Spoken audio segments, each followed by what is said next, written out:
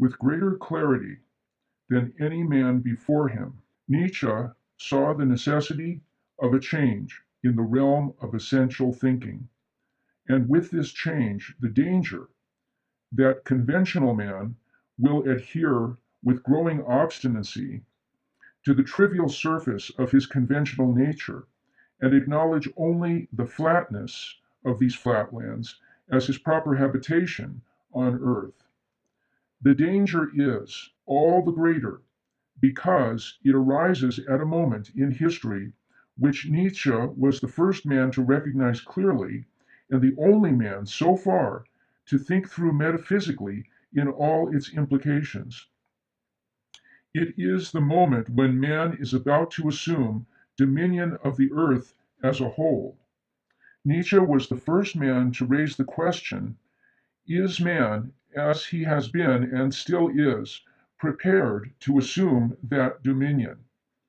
If not, then what must happen to man as he is, so that he can make the earth subject to himself and thus fulfill the words of an Old Testament? Within the purview of his thinking, Nietzsche calls man as he has been till now, the last man. This is not to say that all human existence will end with the man so named. Rather, the last man is the man who is no longer able to look beyond himself, to rise above himself for once up to the level of his task and undertake that task in a way that is essentially right. Man so far is incapable of it because he has not yet come into his own full nature. Nietzsche declares that man's essential nature is not yet determined. It has neither been found nor been secured. This is why Nietzsche says man is the as yet undetermined animal. The statement sounds strange, yet it only puts into words what Western thought has thought of man from the beginning. Man is the rational animal. Through reason, man raises himself above the animal, but so that he must constantly look down upon the animal, subject it, master it. If we call animal characteristics sensual and take reason as non-sensual or suprasensual, then man, the rational animal, appears as the sensual, suprasensual being. If we follow tradition and call the sensual physical, then reason, the suprasensual, is what goes beyond the sensual, beyond the physical. The suprasensual, in passing beyond the physical, is the metaphysical. Man conceived as the rational animal is the physical exceeding the physical. To the non-physical, the supraphysical. Thus, man himself is the metaphysical, remains as yet unconceived and so far undetermined animal. The rational animal has not yet been brought into its full nature. In order to determine the nature of man so far, man as he has been must first of all be carried beyond himself. Man so far is the last man in that he is not able, and that means not willing, to subject himself to himself, and to despise what is despicable in his kind as it is so far. But we must never look for the Superman's figure and nature in those characters who, by a shallow and misconceived will to power, are pushed to the top as the chief functionaries of the various organizations in which that will to power incorporates itself. Nor is the Superman a wizard who will lead mankind toward a paradise on earth, for he who passes over must pass away. The Superman's way begins with his passing away. By that beginning, his way is determined. The Superman goes beyond, overpasses man as he is, the last man. Man, unless he stops with the type of man as he is a passage, a transition. He is a bridge. He is a rope strung between the animal and the Superman. The Superman, strictly understood, is the figure and form of man to which He who passes over is passing over. Zarathustra himself is not yet the Superman, but only the very first to pass over to him. He is the Superman in the process of becoming. For various reasons, we limit our reflections here to this preliminary figure of the Superman, but we must first give heed to the passage across. Next, we must give closer thought to the second point, the site of departure of him who crosses over. That is, how matters stand with man as he is so far, the last man. And third, we must give thought to where he goes who passes across. That is, what stance man comes to take as he passes across. Animal means beast. Man is the beast endowed with reason. Thus, one might also say, man is the animal that confronts face to face. A mere animal, such as a dog, never confronts anything. It can never confront anything to its face. To do so, the animal would have to perceive itself. It cannot say I. It cannot talk at all. By contrast, man, according to metaphysical doctrine, is the confronting animal, which has the property that it can speak. Upon this essential definition, which is, however, never thought through more fully to its roots, there is then constructed the doctrine of man as the person, which doctrine can thereafter be expressed theologically. Persona means the actor's mask through which his dramatic tale is sounded. Since man is the percipient who perceives what is, we can think of him as the persona, the mask of being. Nietzsche characterizes the last man as prevailing man in the process, so to speak, of fortifying in himself human nature as it is so far.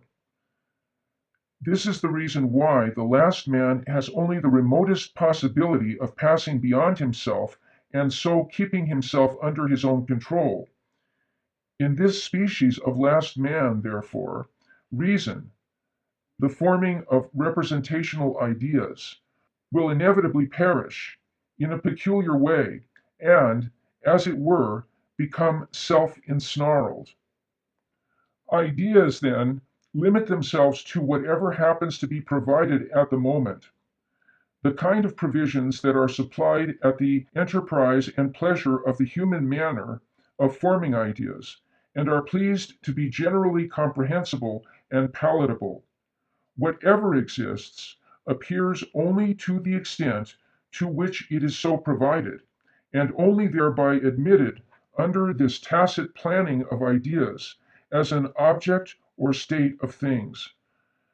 The last man, the final and definitive type of man so far, fixes himself, and generally all that is, by a specific way of representing ideas. But now we must listen to what Nietzsche himself has Zarathustra say about the last man. Let us just mention a few words of it. They are in the prologue, section 5 of Thus Spoke Zarathustra, 1883. Zarathustra speaks his prologue in the marketplace of the town, to which he came first, having descended from the mountains. The town lay on the edge of the forest. A large crowd gathered because they had been promised that there would be a tightrope walker, that is, a man who passes across. One morning Zarathustra had broken off his 10-year stay in the mountains to go back down among men. Nietzsche writes, "One morning he rose with the dawn, stepped before the sun, and spoke to it thus: You great star, what would your happiness be, had you not those for whom you shine? For 10 years you have climbed to my cave. You would have tired of your light and of the journey, had it not been for me and my eagle and my serpent." These words, which historically reach back to the heart of Plato's metaphysics, and thus go to the core of Western thought, conceal the key to Nietzsche's Thus Spoke Zarathustra.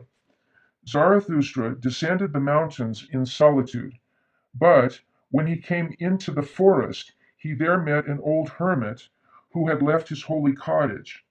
When Zarathustra was alone again, after talking to the old man, he said to his heart, "Could it be possible? This old saint in the forest has not yet heard anything of this, that God is dead." When he arrives in the marketplace of the town, Zarathustra tries directly to teach the people the Superman as the meaning of the earth. But the people only laughed at Zarathustra, who had to realize that the time had not yet come, and that this was not yet the right way to speak at once and straight out of the highest and of the future, that it was advisable to speak only indirectly, and even for the moment of the opposite. Quote, "Then I shall speak to them of what is most contemptible, and that is the last man." Unquote. Let us listen only to a few sentences from this speech about the last man, from this prologue to what Zarathustra speaks in his speeches proper, to learn what this type of human being is, from which the passage across shall take place. "And thus spoke Zarathustra to the people. Alas, the time is coming when man will no longer shoot the arrow of his longing beyond man, and the string of his bow will have forgotten how to whir. Alas, the time is coming when man will no longer give birth to a star. Alas, the time of the most despicable man is coming, he that is no longer able to despise himself.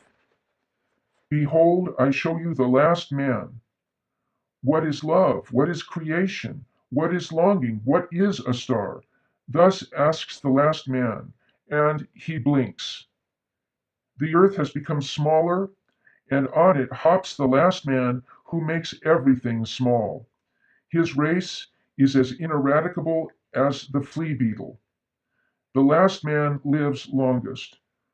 "We have invented happiness," say the last men, and they blink. We are trying to look in the direction in which Nietzsche's thinking proceeds, because it is the way that gave rise to the words, "The wasteland grows, woe to him who hides wastelands within." These words, in turn, are supposed to be clarified by the statement, "Most thought-provoking in our thought-provoking time is that we are still not thinking."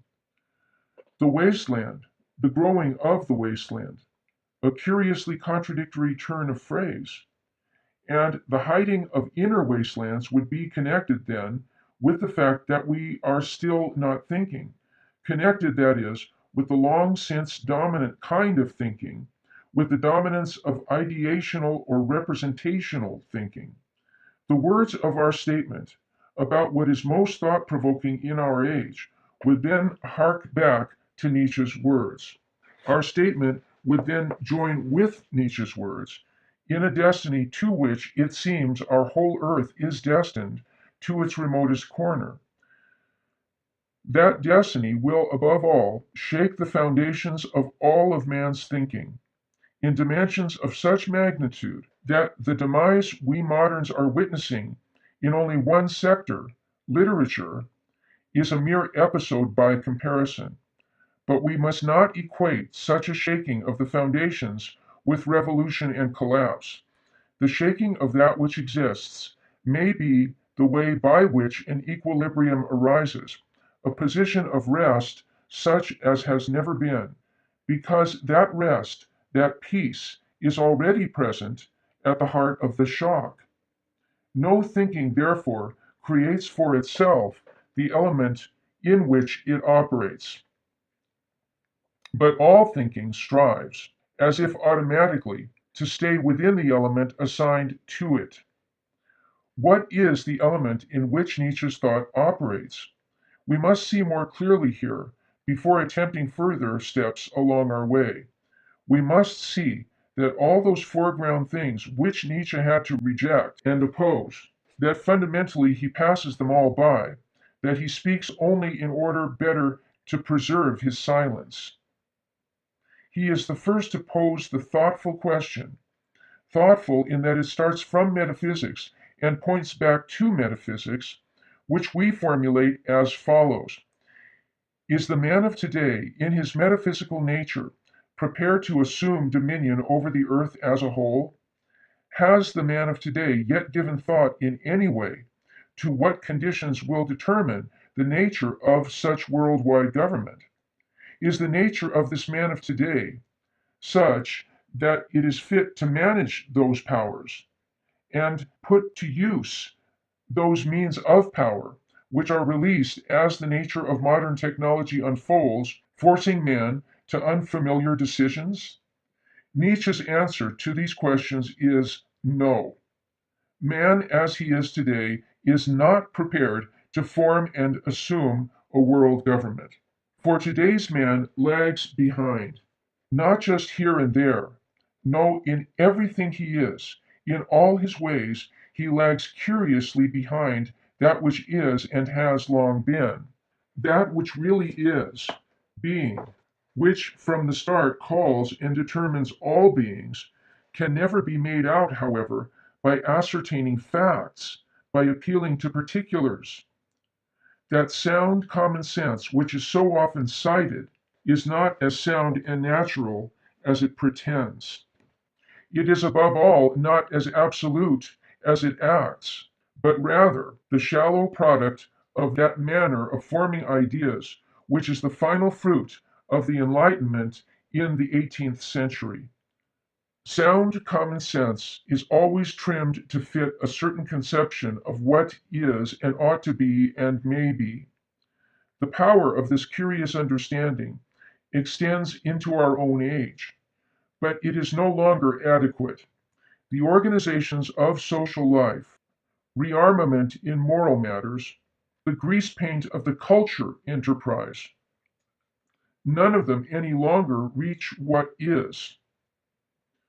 With all the good intentions and all the ceaseless effort, these attempts are no more than makeshift patchwork, expedients for the moment. And why? Because the ideas of aims, purposes, and means, of effects and causes, from which all those attempts arise, because these ideas are from the start incapable of holding themselves open to what is. There is the danger that the thought of man today will fall short of the decisions that are coming, decisions of whose specific historical shape we can know nothing. That the man of today will look for these decisions where they can never be made. What did the Second World War really decide? We shall not mention here its fearful consequences for my country cut in two. This war has decided nothing. If here we use decision in so high and wide a sense that it concerns solely man's essential fate on this earth. Only the things that have remained undecided stand out somewhat more clearly. But even here, the danger is growing again that those matters in this undecided area which are moving toward a decision and which concern world government as a whole, that these matters, which now must be decided, will once again be forced into politico social and moral categories that are in all respects too narrow and faint hearted, and thus will be deprived of a possible befitting consideration and reflection. Even in the decade from 1920 to 1930, the European world of ideas could not cope any longer with what was then looming on the horizon. What is to become of a Europe that wants to rebuild itself with the stage props of those years after World War I? A plaything for the powers and for the immense native strength of the Eastern peoples. In his Twilight of the Idols, or How to Philosophize with a Hammer, written in the summer of 1888, Nietzsche writes in the section Critique of Modernity, "Our institutions are good for nothing anymore. On this point all agree. However, it is not their fault, but ours. Now that we have mislaid all the instincts from which institutions grow, we lose institutions altogether because we are no longer good for them. Democracy has always been the form of decline in organizing power. Inhuman, all too human, I already characterized modern democracy, together with its mongrel forms, such as the German Reich, as a form of decline of the state. Heidegger is still quoting Nietzsche here. If there are to be institutions, there must be a kind of will, instinct, imperative, anti-liberal, to the point of malice. The will to tradition, to authority, to responsibility for centuries to come, to the solidarity of chains of generations forward and backward ad infinitum. When that will is present, something like the Imperium Romanum is founded, or something like Russia, the only power today that has endurance in its bones, that can wait, that still can have promise. Russia, the counter-concept to that miserable European particularism and nervousness which has entered a critical condition with the foundation of the German Reich. The whole West no longer possesses those instincts out of which institutions grow, out of which a future grows. Nothing else, perhaps, goes so much against the grain of its modern spirit. Men live for the day, men live very fast, men live very irresponsibly. Precisely this is called freedom. The thing that makes an institution is despised, hated, rejected. Men fear they are in danger of a new slavery the moment the word authority is even mentioned. End quote. To Nietzsche, the two domains of being, animality and rationality, separate and clash. This rupture prevents man from possessing unity of nature and thus being free for what we normally call the real.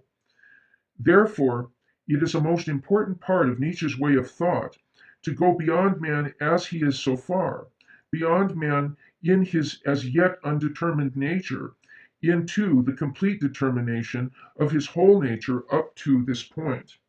Fundamentally, Nietzsche's way of thought does not want to overthrow anything. The thing that the Superman discards is precisely our boundless, purely quantitative non-stop progress. The Superman is poorer, simpler, tenderer and tougher, quieter and more self-sacrificing, and slower of decision, and more economical of speech. Nor does the Superman appear in droves or at random. Nietzsche understands the standard that all men are not equal, that not everybody has aptitude and claim to everything, to judge everything. In a note to his Zarathustra, which he himself did not publish, however, Nietzsche writes, "The rank order carried out in a system of world government, the masters of the earth last of all, a new ruling caste, arising from them here and there, all Epicurean God, the Superman, he who transfigures existence, Caesar with the soul of Christ." End quote. The Superman constitutes a transformation, and thus a rejection of man so far. Accordingly, the public figures who, in the course of current history, emerge in the limelight are as far from the Superman's nature as is humanly possible. All true thought remains open to more than one interpretation, and this by reason of its nature. Multiplicity of meanings is the element in which all thought must move in order to be strict thought.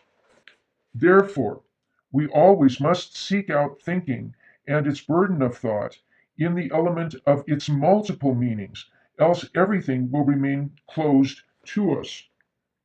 Not a single one of Plato's dialogues arrives at a palpable, unequivocal result which sound common sense could, as the saying goes, hold on to, as if sound common sense, the last resort of those who are by nature envious of thinking, as if this common sense, whose soundness lies in its immunity to any problematic, had ever caught on to anything at the source, had ever thought through anything from its source.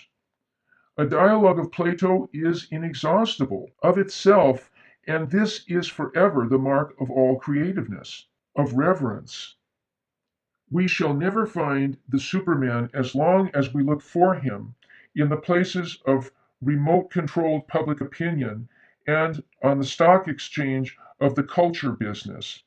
All those places where the last man and none but he controls the operation.